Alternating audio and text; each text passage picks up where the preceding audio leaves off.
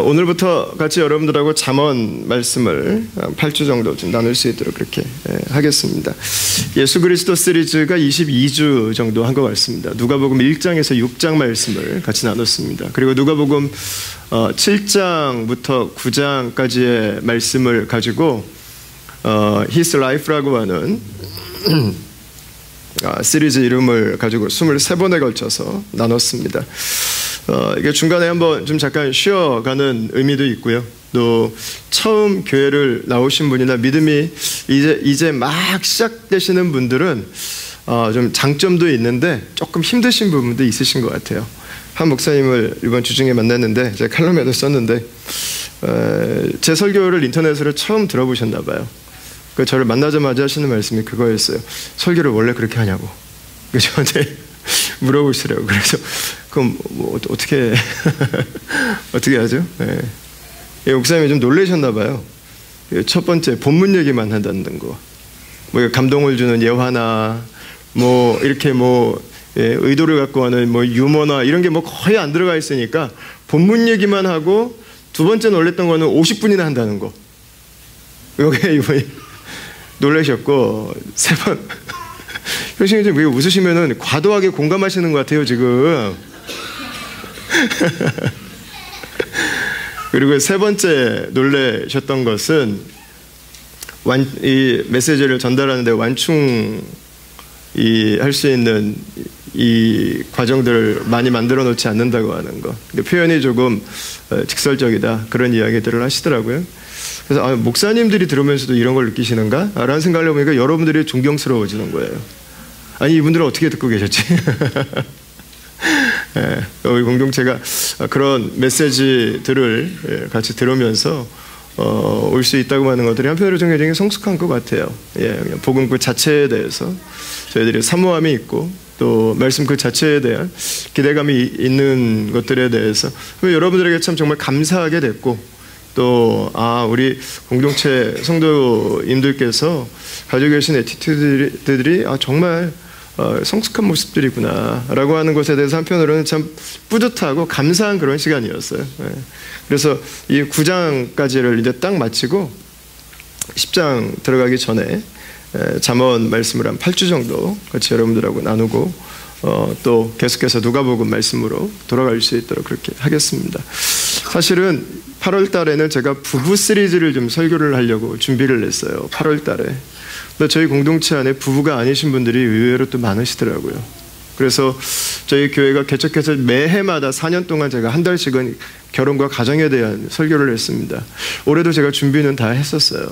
해놨어요 지금. 근데 마지막까지 제가 고민을 했어요. 우리 공동체 이 부부가 아니라 싱글로 계신 분들도 꽤 계시는데, 부부에 대한, 가정에 대한 강조 자체가 또 어떤 분들에게는 또 힘든 설교가 될 수도 있겠다. 그래서 저는 김성목 장로님 설교로 대신하고, 대신에 저희들이 내년에는 또 가정에 대해서 다시 한번 좀 나눌 수 있는 그런 시간을 가졌으면 좋겠습니다. 혹시 오래 기다리셨던 분들, 좀 제 안에 그런 고민이 있다고 하는 거 좀 이해해 주시고, 그냥 이게 기계처럼 이렇게 할 수만은 없더라고요. 그래서 여러분께서 좀 지금까지처럼 또 저의 고민을 잘 이해해 주셨으면 좋겠습니다. 오늘 잠언은 이제 지혜롭게 살고 계십니까? 라는 제목으로 같이 나눌 수 있었으면 좋겠습니다. 하나님께서 우리에게 나타나셔서 하나님께서 우리에게 질문을 하세요. 도하나, 너 하나만 말해봐. 내가 뭐 줄까? 너 원하는 거 내가 하나 줄게. 여러분 뭐 구하시겠습니까? 집 보러 다니시는 분들은 당연히 집 구하실 거고요. 우리 아기 갖기 위해서 기도하는 분들은 아마 아기 구하실 거고, 또 지금 삶에 좀 어려운 문제들이 있는 분들은 좀 해결해 달라고 좀 기도하실 거고, 우리 아기 키우는, 어린 아기 키우는 우리 부모들은 빨리 이 시간 좀 좀 벗어나게 해달라고 기도할 거고, 아마 다 나름대로 다 아마 필요들이 있을 것 같아요. 사람들마다 12학년들한테 가서 하나님이 말씀하신다면 대학 들어가는 거 말할 거고, 취업준비생들은 또 직장 문제 말하겠죠. 뭐 기분 좋은 질문일 것 같아요. 네가 너 뭐 갖고 싶냐? 뭐 원하냐? 내가 하나 들어줄게. 우리가 이제 구하는 것들이 있는데 이 질문을 진짜로 받았던 사람이 한 사람이 있습니다. 그게 바로 솔로몬입니다. 솔로몬은 이 질문을 직접 받았어요. 솔로몬, 내가 너에게 하나를 원하는 거 하나, 내가 무엇이든지 줄게. 그게 뭐야? 근데 솔로몬은 보통 사람들이 구할 수 있는 사고방식을 좀 벗어나서 구했어요. 보통 사람들이 구하는, 사람들이 일반적으로 추구하는 것들, 그것들을 벗어났어요. 보통 사람들이 구하는 것들이 다 P로 시작하죠. 프로퍼티 구하고, 또 포지션 구하고, 파워 구하고, 플레저, 쾌락을 구하고. 솔로몬은 놀랍게 지혜를 구했습니다. 지혜. 이 대답이 흥미로워요. 하나님께서 그 대답을 너무 좋아하셨어요. 지혜뿐만이 아니라 솔로몬이 요구하지 않은 다른 것들까지도 주었습니다. 성경은 솔로몬이 이 세상에 살았던 사람보다 가장 지혜로운 사람 중에 하나였다, 이렇게 기록을 했습니다. 그리고 솔로몬은 실제로 그 지혜를 가지고 성경에 나오는 책을 3권을 기록하게 됩니다. 전도서와 아가와 잠언이라고 하는 것입니다. 그리고 나서 솔로몬은 오늘 본문의 지혜에 대해서 이런 기록을 해놓고 있습니다. 7절과 8절 말씀을 다시 한번 보시죠. 우리 이 말씀을 다시 한번 읽어보겠습니다. 시작. 지혜가 제일이니 지혜를 얻으라. 내가 얻은 모든 것을 가지고 명철을 얻을지니라. 그를 높이라. 그리하며 그가 너를 높이 들리라. 만일 그를 품으면 그가 너를 영화롭게 하리라. 아멘. 이렇게 말했습니다. 솔로몬은 자신이 구한 그 지혜에 대해서 얻을 뿐만 아니라 그 지혜를 높이라고 이야기를 하고 있고요. 그 지혜가 당신의 삶을 영화롭게 할 것이라고, 당신의 삶을 높이 들리게 할 것이라고 이야기를 해주고 있습니다. 여러분, 저와 여러분들이 지혜를 가진 삶을 살기를 바랍니다. 이 세상의 지혜를 넘어서는 하나님의 지혜를 저희들이 가지고 살 수 있으면 좋겠어요. 그 지혜가 무엇인가에 대한 것입니다. 지혜가 무엇인가? 오늘날 지식이 이제 홍수처럼 쏟아집니다. 오늘날 이 뉴욕타임즈에 하루 실리는 정보의 양이 19세기 영국 전체에서 그 축약된 정보의 양보다 많다고 합니다. 오늘날 우리가 살아가고 있는 시대가 어느 정도의 이 정보의 홍수 속에 있는지를 알 수 있어요. 100년의 시간 동안 한 나라가 축적한 정보와 비교할 수 없이 하루 신문이 훨씬 더 많다고 하는 것입니다. 그럼 지혜가 이 홍수처럼 쏟아지는 지식인가? 라는 것입니다.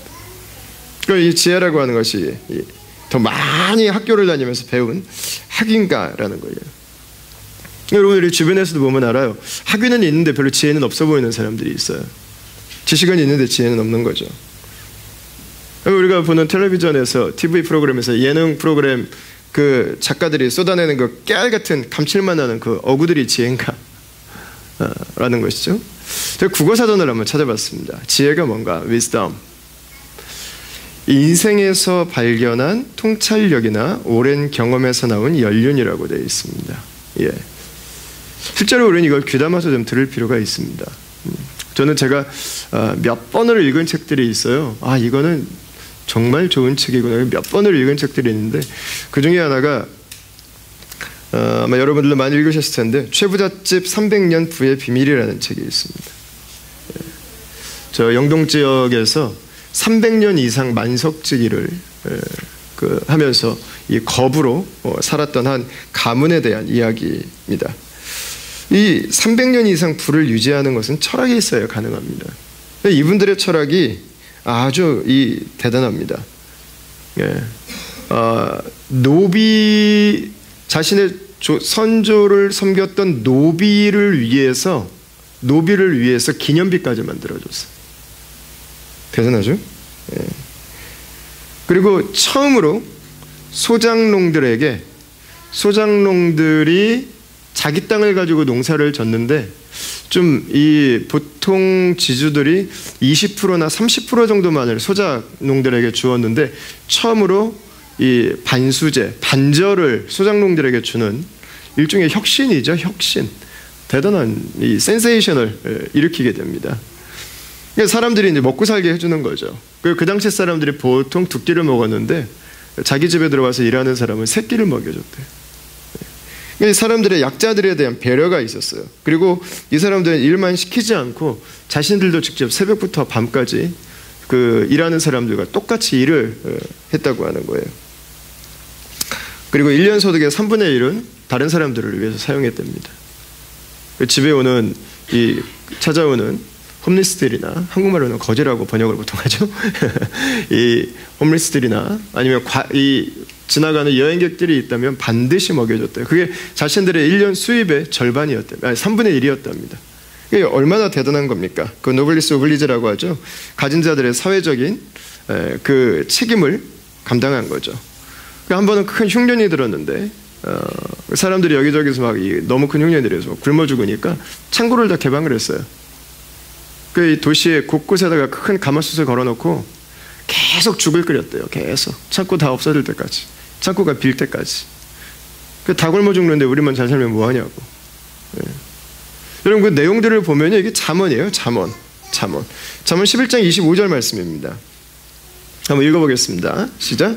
구제를 좋아하는 자는 풍족하여질 것이요, 남을 윤택하게 하는 자는 자기도 윤택하게 하여지리라. 22장 9절입니다. 선한 눈을 가진 자는 복을 받으리니 이는 양식을 가난한 자들에게 주민이라. 22장 22절입니다. 읽겠습니다. 약한 자를 그가 약하다고 탈취하지 말며 공고한 자를 성문에서 압제하지 말라. 아멘. 이 사람들은요, 철학에 있는 사람들입니다. 돈에 철학이 있어요. 재테크, 단기 투자, 여러분, 이 문제가 아닙니다. 돈이 사람을 향한 분명한 철학을 가지고 있어요. 사람들에게 존경받는 부자가 된 거예요. 존경받는 부자. 근데 이 원칙이요, 이 사람들에게만 나오지 않습니다. 저는 개인적으로 좋아하는 컨설턴트 중에 한 사람이 짐 콜린스예요. 짐 콜린스. Good to Great, Build to the Last. 아주 그냥 너무 좋은 책들을 썼죠. 이분이 교회 장로님이거든요. 근데 그분이 쓴 책들을 읽어보면 가볍지 않아요. 돈 버는 거에 대해서. 사람들에게 신뢰를 받으면서 공헌하면서 돈을 벌고 오래 갈 수밖에 없는 그 방법이 놀랍게 성경의 원리 안에 있다고 하는 걸 증명을 해줘요. 제가 최근에 이 알리바바 CEO죠. 마윈이 쓴 책, 또 마윈에 대해서 쓴 책 해서 한 3권 정도를 제가 읽었어요. 마윈이 보니까 이 스피치도 굉장히 잘하더라고요. 근데 마윈이 가지고 있는 애티튜드를 보면은요, 잠언의 메시지는 굉장히 없어요. 놀라울 정도로 없어요. 제가 최근에 지금 관심 갖고 있는 책이 워런 버핏이 1년에 한 번씩 이베이에다가 자기랑 점심 식사하는 거 옥션 걸잖아요. 지금은 거의 300만 불, 400만 불 내고 밥 먹을 수 있거든요. 근데 초창기에 워런 버핏이랑 같이 5만 불 내고 밥 먹었던 한 파이낸스 쪽에서 일하는 저널리스트가 자기가 워런 버핏을 만나서 한 2-3시간 같이 밥 먹은 내용을 정리해서 책으로 하나 냈어요. 워런 버핏과의 점심 식사라는 책인데, 여러분 그 내용을 봐도요, 차이가 없어요. 저는 그 책 읽으면서 이거 잠언이네. 잠언이에요, 잠언. 빨리 투자하고 빨리 빼라 이런 얘기가 없어요. 이런 얘기가 없어요. 오히려 사람에 대한 이야기가 더 많고요, 기다림에 대한 이야기가 많고요, 인격적인 부분에 대한 이야기가 훨씬 더 많아요. 진정한 부를 원한다면 여러분 다른 관점이 있는 거예요. 과연 어리석은 사람은 누구예요? 다 경험해보고 배우는 사람. 그럼 시행착오 하는 거죠. 물론 우리는 삶을 살아가면서 시행착오를 많이 해요. 아무리 말해도 못 알아들어요. 그거 해봐야 돼요. 저도 예전에는 미리 얘기를 좀 많이 해줬는데 요즘에 그냥 냅둬요. 그냥 얘기해줘도 안 듣고 거기 가야 이걸 배우는 게 있더라고요. 가야 배우는 거. 넘어져 봐야 배우는 게 있더라고요. 깨져봐야, 실수해봐야 그래야 배우는 게 있더라고요. 저도 그렇게 하면서 지금 배우고 있고요. 지혜가 있는 사람은 경험한 사람들의 조언을 듣습니다. 지혜가 있는 사람들의 주변에 멘토들이 있어요. 멘토들. 저도 개인적으로 목회자 멘토들이 있고요. 호주에도 있고 한국에도 있고 미국에도 있습니다. 어려운 일이 있으면 언제든지 이메일하거나 전화해서 여쭤봅니다. 또 저는 목회자 멘토만이 아니라 성도들 중에서도 멘토를 삼습니다. 제 경영이나 조직에 대해서 비교적 약한 편이기 때문에 그 사업이나 비즈니스에서 건강하게 하고 있는 분들을 만나서 조언을 듣습니다. 이게 여러분 우리에게 필요합니다. 근데 가장 지혜로운 건 뭐냐면 하나님의 말씀을 보고 배우는 것입니다. 왜냐하면 세상의 지혜는 하나님의 말씀에서 나오는 것이기 때문에 그래요. 가장 지혜로운 사람은 누구냐? 하나님 말씀을 붙들고 있는 사람이라고 하는 것입니다. 잠언에서 9장 10절에서 솔로몬은 이렇게 이야기를 합니다. 우리 같이 한번 읽어보겠습니다. 시작. 여호와를 경외하는 것이 지혜의 근본이요 거룩하신 자를 아는 것이 명철이니라. 아멘. 여러분, 하나님을 아는 것이 지혜의 근본이다. 솔로몬은 이렇게 얘기해 놓고 있어요. 가장 지혜로운 사람이 누구예요? 세상을 하나님의 눈으로 보고 사는 사람. 세상을 하나님의 애티튜드로 살아가는 사람. 그 사람이 가장 지혜로운 사람이다. 이렇게 이야기를 하고 있는 것입니다. 이 지혜를 가지고 살아갈 때 우리에게 유익이 있습니다. 3장 16절에서 18절 말씀을 한번 보시면 그의 오른손에는 장수가 있고 그의 왼손에는 부귀가 있나니 그 길은 즐거운 길이요 그의 지름길은 다 평강이니라. 지혜는 그 얻은 자에게 생명나무라. 지혜를 가진 자는 복되도다. 이렇게 기록하고 있습니다. 여러분 그렇죠. 지혜를 가진 사람들은, 하나님의 지혜를 가진 사람들은 복되죠. 즐겁죠. 평안이 있죠. 가장 먼저 여러분 찾아오는 게 뭔가요? 하나님의 자녀들이 누릴 수 있는 가장 큰 그 복의 기초가 뭔가요? 저는 이 말씀을 생각하면서 하나님을 믿는 사람들 믿음의 길이 즐거운 길이다. 왜 즐겁지? 라고 하면서 이게 몇 가지를 이렇게 순서를 생각해 보니까 첫 번째는 내가 누군지를 알게 되더라고요. 내가 누군지. 내 인생이 가치가 있는 걸 알게 되더라고요.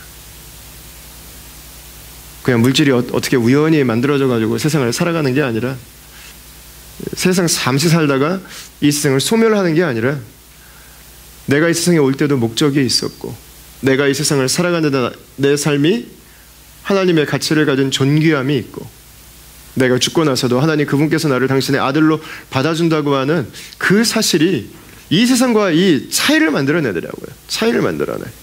이게 무신론의 관점은 여러분 이 세상의 삶이 뭐예요? 그냥 물질이잖아요. 물질. 동물적인 본성. 그 이상에서 인간의 계약에 의한 약간의 윤리가 나올 수는 있지만 여러분 그 이상이 없잖아요. 그 이상이. 근데 하나님을 경외하는 자, 하나님의 지혜를 가지고 있는 사람은 여러분 다르죠. 여러분 하나님을 경외하는 사람들은 즐겁습니까? 즐겁죠. 제가 이 금요일 날 한 세 가족 부부를 만났어요. 저녁을 먹는데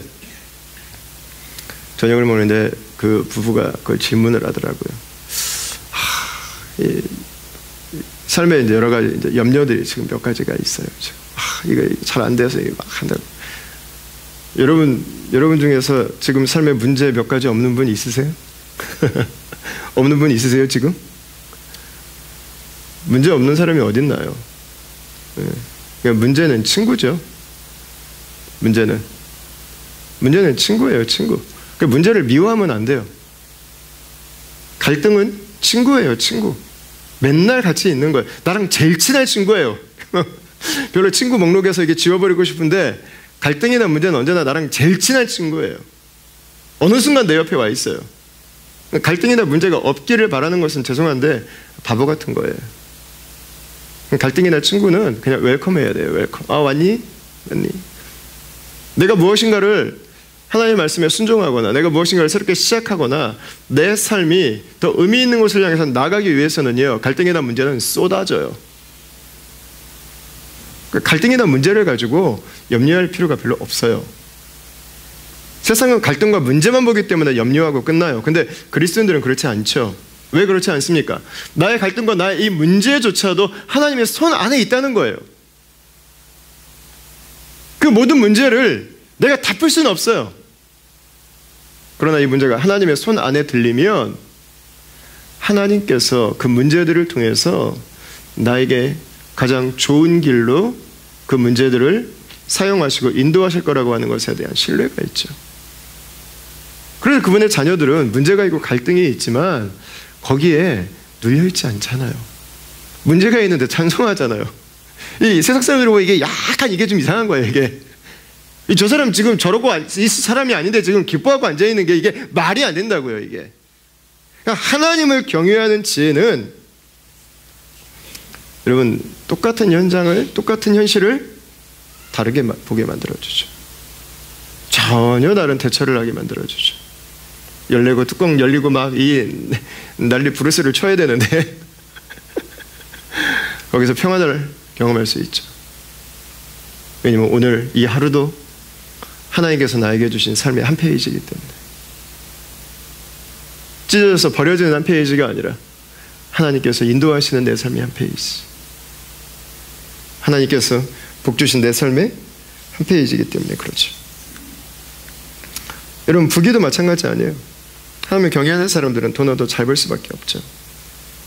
예. 잠시 조금의 돈을 더 벌기 위해서 뭐 눈가림하고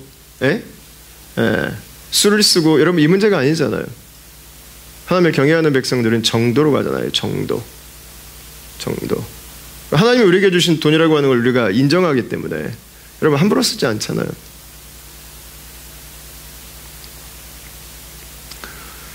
돈을 잘 쓰죠. 그죠? 하나님 나라를 위해서도 일정 부분들을 구별해서 드리고. 저는 가끔씩 한국이나 이게 세계 여러 나라들의 1인당 그 나라 사람들이 술 마시는 그 1인당 뭐 소주 몇 병, 뭐 맥주 몇 병, 뭐 와인 몇 병 이런 식으로 통계가 나오더라고요. 근데 그걸 보니까 11조 드리고 살아가는 게 뭐 어렵나? 라는 생각을 했는데, 그걸 보니까 11조는 조금이더라고요, 보니까. 이 술과 이 담배와 도박에 쓰는 돈들이요, 어마어마해요. 어마어마해. 예.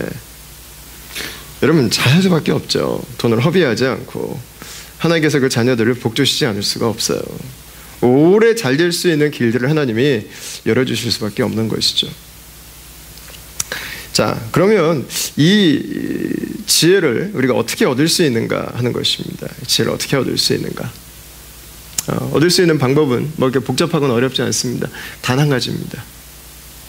하나님의 말씀을 배우는 것입니다. 성경을 읽는 것입니다. 왜냐하면 하나님의 지혜는 성경 안에 담겨있기 때문에 그렇습니다. 그래서 성경을 읽어야 돼요. 먼저 성경, 하나님의 말씀을 읽어야 돼. 잠언 1장 말씀을 한번 보겠습니다. 우리 같이 한번 읽도록 하겠습니다. 시작.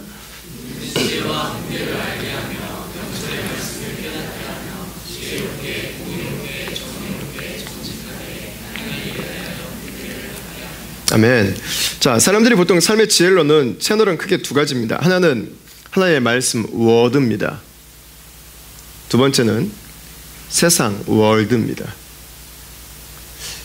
여러분들은 지혜를 얻기 위해서 어느 쪽에다가 더 포커스를 하고 계십니까? 하나님의 말씀, 워드에다가 여러분들의 그 눈을 더 활짝 열어놓으셨습니까? 아니면 세상, 월드에다가 여러분들의 눈을 더 활짝 열어놓으셨습니까? 이걸 알려면은요, 뭐 너무 복잡하게 생각 안 하셔도 됩니다. 일주일 동안 내가 신문과 인터넷 뉴스를 보는 데 사용했던 시간과 내가 성경을 읽고 성경을 묵상하기 위해서 사용했던 시간을 그냥 비교해보면 답은 바로 나오는 거예요.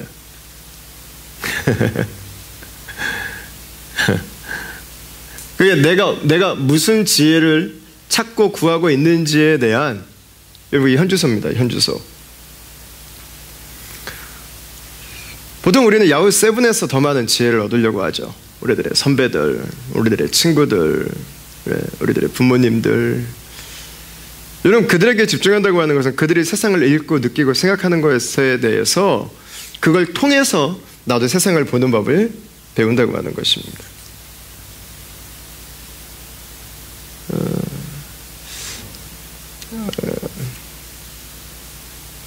이미 그 세상이, 이 세상 앞에 우리가 모든 걸 열고 살아간다면 우리의 이 사고는, 우리의 삶은, 우리의 가치는 그 세상으로 만들어지는 거죠. 여러분, 그것이 물론 옳은 것일 때가 많아요. 예, 그것이 좋은 것일 때가 많아요. 근데 꼭 그렇진 않아요. 잠언 14장 2절 말씀에 보십시오. 어떤 길은 사람의 보기에 바르나 필경은 사망의 길이니라, 이렇게 말씀하고 있습니다. 맞아요. 바른 길도 있어요. 세상의 지혜가 중에서 많은 부분들은 성경의 지혜와 겹치는 부분들이 분명히 있습니다. 그런데 다 그런 건 아니라고 하는 것입니다. 우리의 본능적인 경향은 일반적으로 하나님을 멀어지는 선택을 하게 되어 있습니다. 우리의 죄성은 하나님과 관계없는 것을 추구하기 때문에 그렇습니다. 그래서 성경에서는 하나님의 말씀에서 그 지혜를 얻으라고 우리에게 권면을 해줘요. 마태복음에서 예수님께서도 이런 말씀하셨죠. 우리 같이 한번 읽어보겠습니다. 그러므로 누구든지 나의 이 말을 듣고 행하는 자는 그 집을 반석 위에 지은 지혜로운 사람 같으리니 비가 내리고 창수가 나고 바람이 불어 그 집에 부딪히되 무너지지 아니하나니 이는 주초를 반석 위에 놓은 까닭이요 나의 이 말을 듣고 행하지 아니하는 자는 그 집을 모래 위에 지은 어리석은 사람 같으리니. 아멘. 여러분, 예수님께서는 자신의 말을 들으라고 말씀하셨습니다. 왜 그렇습니까? 진리이기 때문에 그렇습니다. 진리이기 때문에. 여러분, 우리가 텔레비전을 보는데 여러분 텔레비전을 얼마나 믿으십니까? 우리가 야후 뉴스, 네이버 뉴스를 열심히 보는데 여러분 그 뉴스를 여러분 얼마나 믿고 보세요? 우리가 매스컴에서 보는 모든 뉴스는 그 사건을 바라보는 하나의 관점이죠. 하나의 관점. 그 사건의 모든 팩트를 다 보여주진 않습니다. 그런 기사는 없어요. 그냥 기자가 본 하나의 관점을 정리해서 기록한 것이죠. 여러분, 그것은 진리는 아니에요. 하나의 just a view, 하나의 그냥 관점일 뿐이죠. 중요한 것은 여러분, 우리가 그것들을 진리가 아님에도 불구하고 얼마나 많은 시간들을 들여서 그것들을 관심을 갖고 있느냐는 거예요. 우리가 얼마나 많은 시간들을 들여서 거기에 매진하고 있느냐는 거예요. 진리가 아님에도, 내 삶을 이끌어주는 것이 아님에도, 내 삶을 책임져 줄 수 있는 이야기들이 아님에도 불구하고 여러분 거기에 우리가 얼마나 많은 시간들을 투자하느냐는 것이죠. 인생을 살아가는 하나님의 지혜가 담긴 지침서는 성경입니다. 여러분, 저는 우리가 지혜롭게 살기를 원한다면 저는 우리가 성경을 사랑함으로 읽을 수 있게 되기를 바랍니다. 예. 이번에 우리 윤주자매가 구약 그 탐험 기초반 구약 읽기 과정입니다. 구약 읽기. 구약을 역사서 중심으로 뼈대를 만들어 가지고 이 과정을 하시게 되면 구약이 눈에 딱 보이실 거예요. 아마 구약이 이렇게 구성이 되어 있는 거구나. 그리고 여러분들에게 아마 아주 좋은 구약에 대한 그 출발점이 되실 거예요.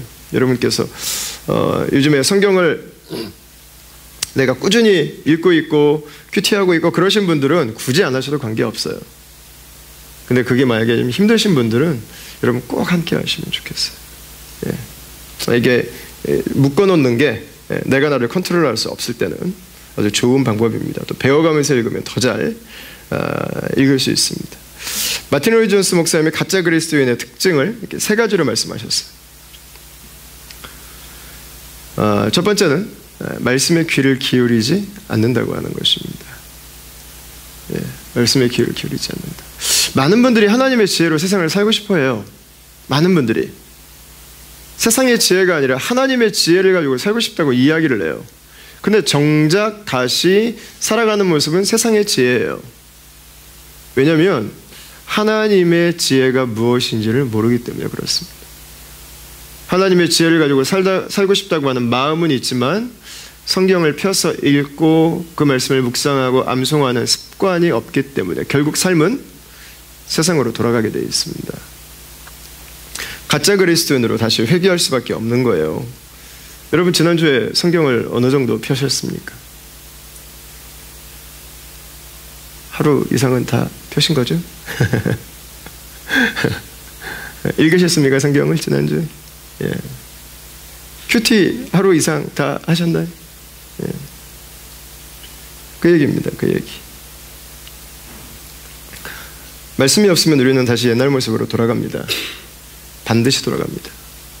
예. 귀를 기울이지 않으면 짜가가 됩니다.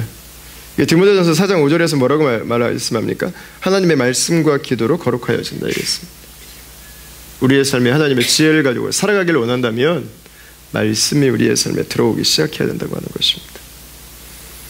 두 번째 가짜 그리스도인은 누구냐? 말씀을 받아들이는데 편한 대로만 받아들이는 사람이에요. 이게 무슨 얘기겠어요? 내가 원하는 말씀만 받아들이는 거예요. 저는 설교를 하면서 비교적 이 본문에서 특정 부분을 가지고 그것을 전체로 만들어서 여러분들에게 설교하지 않으려고 노력을 하는 편이에요.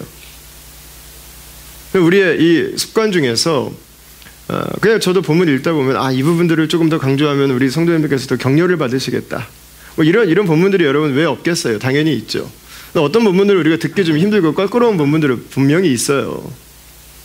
근데 우리가 이 하나님의 말씀을 대할 때 나에게 유익하고 내가 원하고 나에게 축복이 되고 나에게 평안이 오고 나의 미래를 보장하는 것 같고 나에게 힘이 되고 나에게 격려가 되고 여러분 그런 말씀에 대해서는 웰컴 나에게 이 말씀을 원했어 나에게 즐거움을 주고 나에게 기쁨을 주고 나에게 카타르시스를 느끼게 하고 내가 원하는 말씀이 있을 수 있는데 무엇인가 나를 요구하는 것 같거나 내가 가지고 있는 것들을 내려놓기를 원하거나 내가 뭐 이 말씀을 따랐을 때 나에게 현실적인 어려움이 올 수 있거나 막 귀찮아 죽겠는데 기도하라고 하거나 막 이 제자 삼으라고 하거나 말씀 배우라고 하거나 귀찮아 죽겠는데 그냥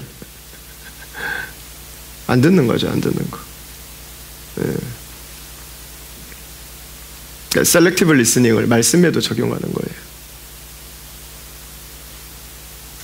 우리는 보통 대인관계를 하면서 다 셀렉티브 리스닝을 하고 살아가요. 열심히 듣지만 다 기억하진 않아요. 근데 말씀에 대해서 의도적으로 내가 원하는 말만 듣는 거예요. 원하는 말. 듣고 싶은 말. 그 말씀에 대해서는 아멘이에요. 아멘.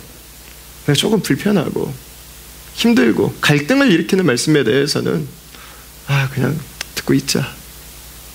예, 하는 거죠.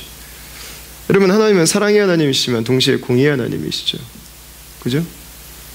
하나님은 우리에게 천국을 주시지만 여러분 하나님을 떠난 사람들은 지옥도 가는 거죠.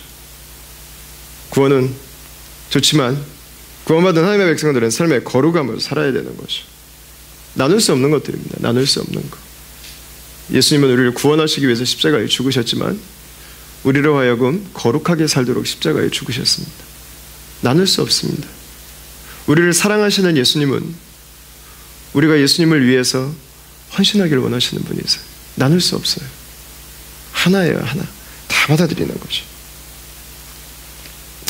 세 번째는 그런 하나님의 말씀을 듣고도 인격과 생활에 도무지 변화가 없는 사람입니다. 7장 1절 2절 말씀 보시면 내 아들아 내 말을 지키며 내 계명을 간직하라. 내 계명을 지켜 살며 내 법을 내 눈동자처럼 지키라. 이렇게 말씀하고 있습니다. 말씀을 간직하며 지키라. 이렇게 말씀하고 있어요. 하나님의 말씀을 하나님의 말씀으로 받고 그 말씀을 따라서 살아가라고 하는 것입니다. 제가 이 설교를 준비하면서 제 책상 의자 이 바로 뒤에 제가 가지고 있는 성경책들이 쭉 있거든요. 저 그냥 갑자기 생각이 나가지고 가서 제 서재 성경책을 이렇게 뒤져봤어요. 성경책이 몇 권이 있나? 성경책이 16권인가? 가지고 있는 게 16권인가가 나왔어요. 여기 한국말 성경이 5종이 있더라고요. 제가 갖고 있는 것 중에 5종. 혹시 필요하시면 얘기하세요. 제가 드릴게요. 그 영어 버전도 4가지가 있고요. 스페인어 버전도 있고 또 헬라어 버전도 있고 또 차이니즈 버전도 있고 많더라고요. 보니까 저도 이렇게만 해도 저도 몰랐어요. 예.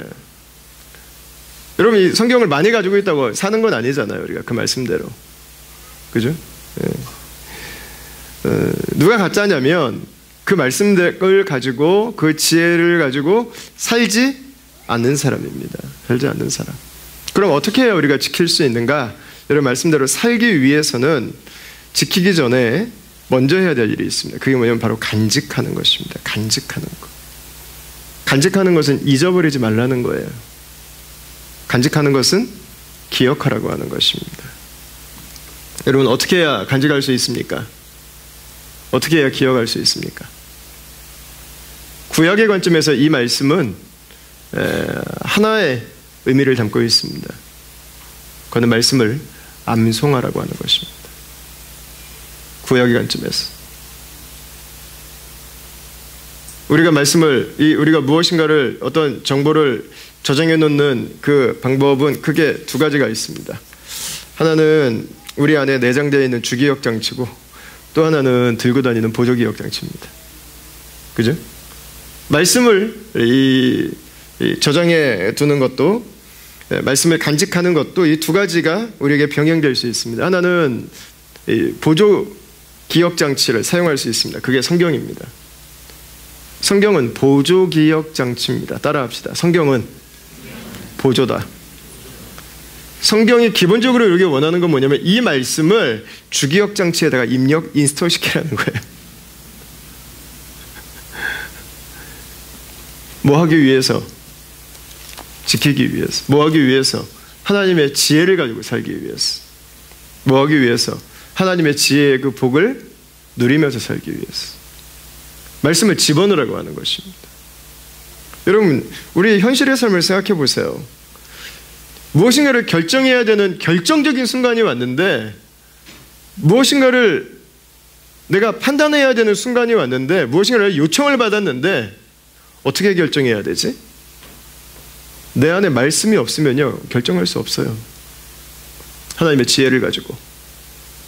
그동안 들었던 말은 엄마가 해줬던 말, 친구들이 해줬던 말, 뉴스에서 봤던 말, 신문에서 봤던 말, 그게 전부 다 여러분 어떻게 하나님의 지혜를 가지고 결정할 수 있겠습니까? 결정할 수 없죠. 언제 우리가 하나님의 지혜를 가지고 살아갈 수 있는가? 언제 우리가 하나님의 말씀을 따라서 하나님의 그 지혜를 가지고 우리가 결정을 할 수 있는가? 여러분, 그것은 바로 이 말씀이 내 안에 내장되어 있을 때입니다. 그래서 그리스도인들은 성경을 읽을 뿐만 아니라 암송하고 묵상하는 것이 중요한 것입니다. 구약에서는 이것을 사실 한 가지로 했어요. 구약 성경을 우리가 읽다 보면, 특히 시편 말씀 같은 경우에 읽다 보면 이 말씀을 읽다라는 표현이 나오지 않습니까? 읽다? 구약의 개념에서 말씀을 읽다라고 하는 것은요, 내가 하루에 3장씩, 그래 오늘 예레미야 50장부터 52장까지 왜 이렇게 길어? 그래 내가 읽었다.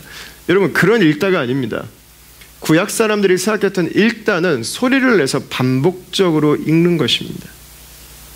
읽기 안에 묵상과 암송이 다 들어가 있는 개념이었어요.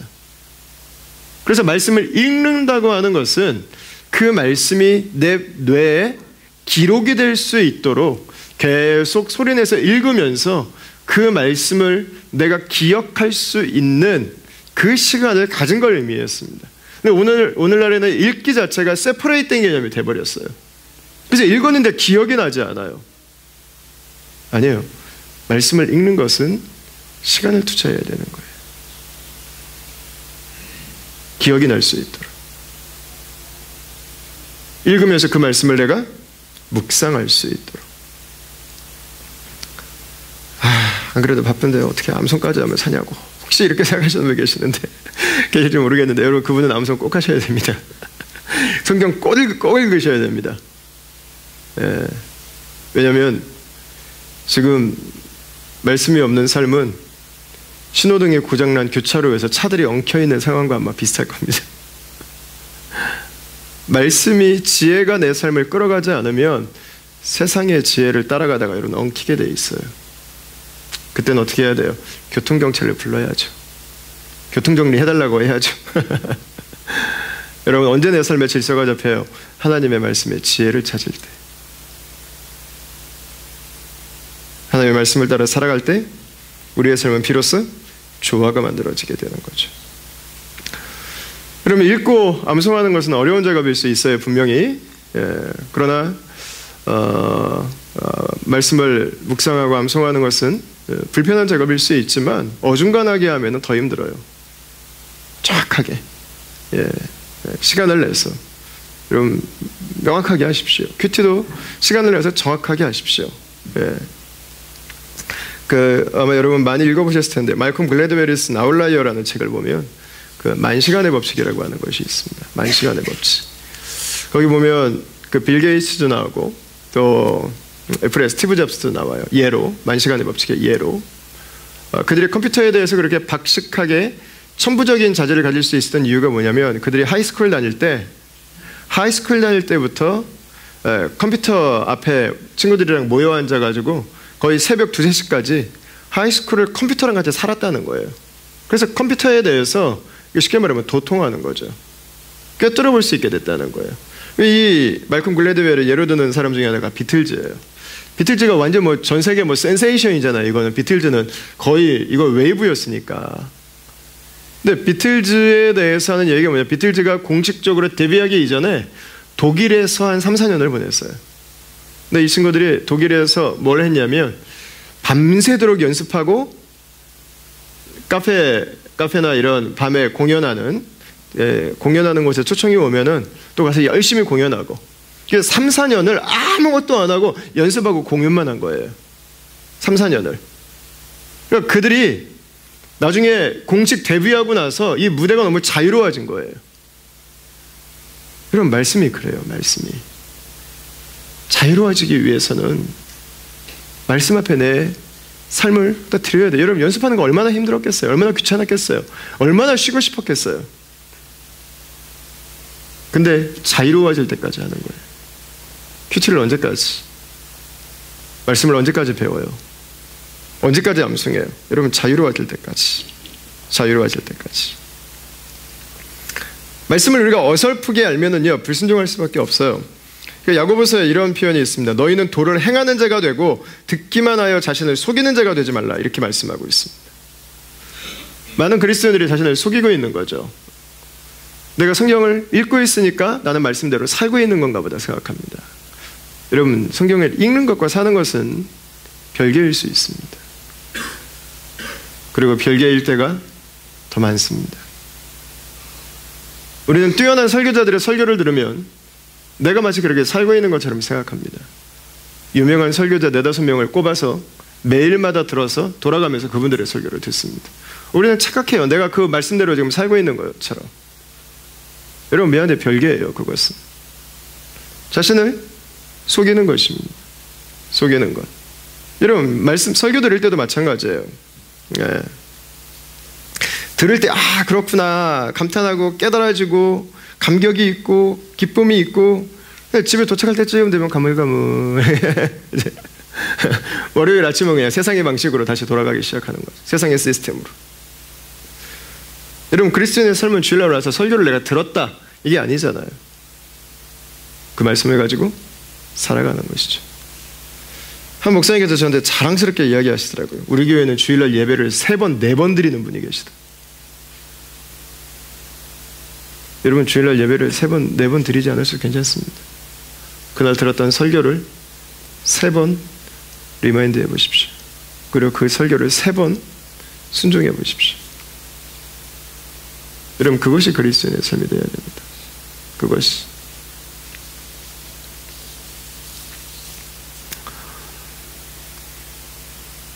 우리가 여러분이 하나님의 지혜를 알기 위해서 우리에게 가장 중요한 것, 여러분, 그건 아마 하나님을 아는 걸 것입니다. 하나님을 아는 것. 왜 하나님을 아는 것이 중요합니까? 잠언 1장 7절 말씀입니다. 같이 한번 읽어보겠습니다. 시작. 여호와를 경외하는 것이 지식의 근본이거늘 미련한 자는 지혜와 훈계를 멸시하느니라. 아멘.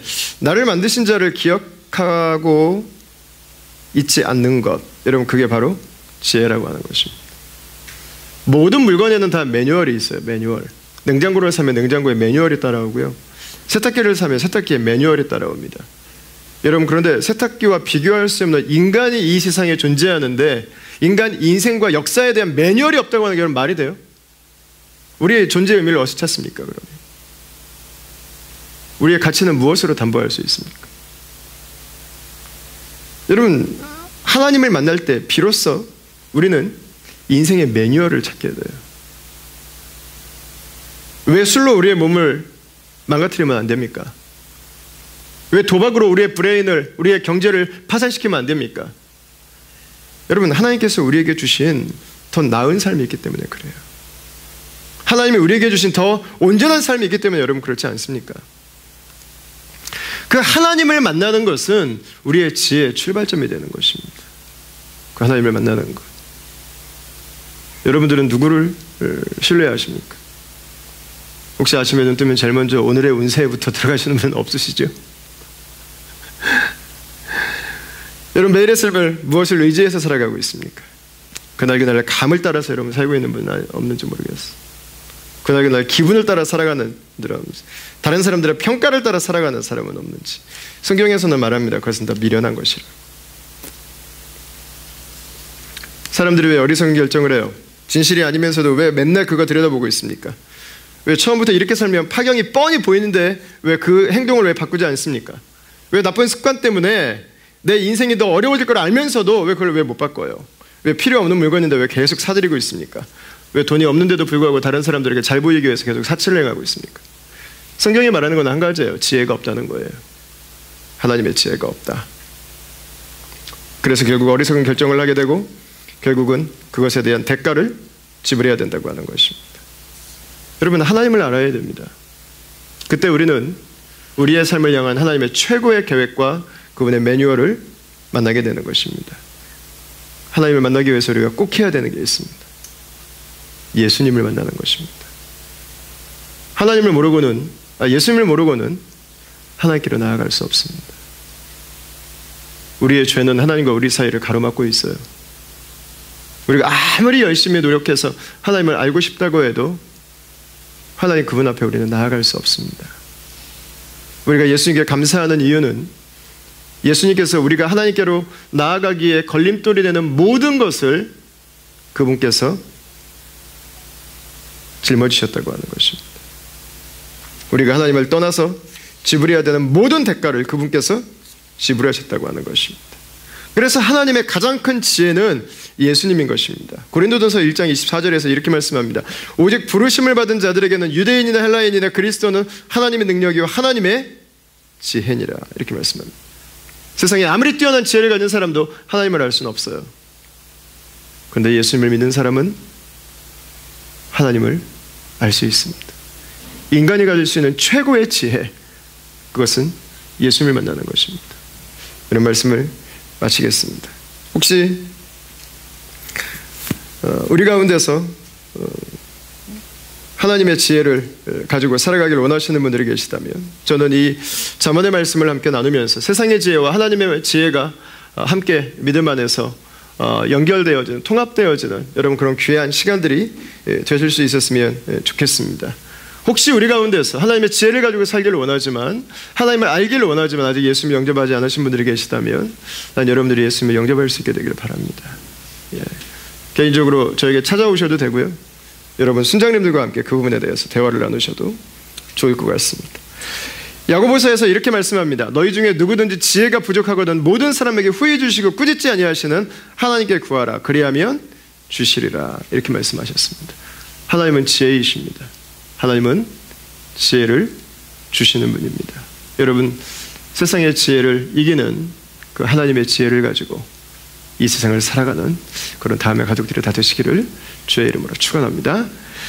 우리 이 시간에 같이 찬양하면서 하나님 앞에 봉헌하도록 하겠습니다. 주 신실하심 놀라와, 우리 하나님의 백성들을 오늘도 당신의 사랑으로 돌보시고 당신의 지혜로 인도하시는 그분의 약속을 붙들고 여러분 이 찬양을 우리 같이 한번 하나님 앞에 올려드리도록 하겠습니다.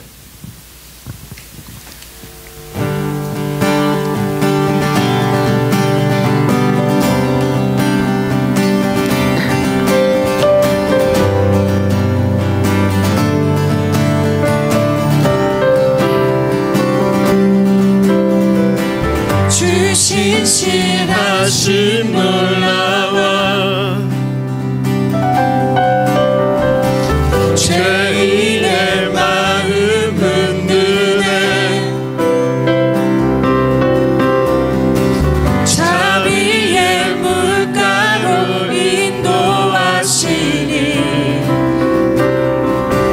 그 무엇도 끊지 못해. 아멘. 주여 기억하소서. 주 백성 자녀들 신실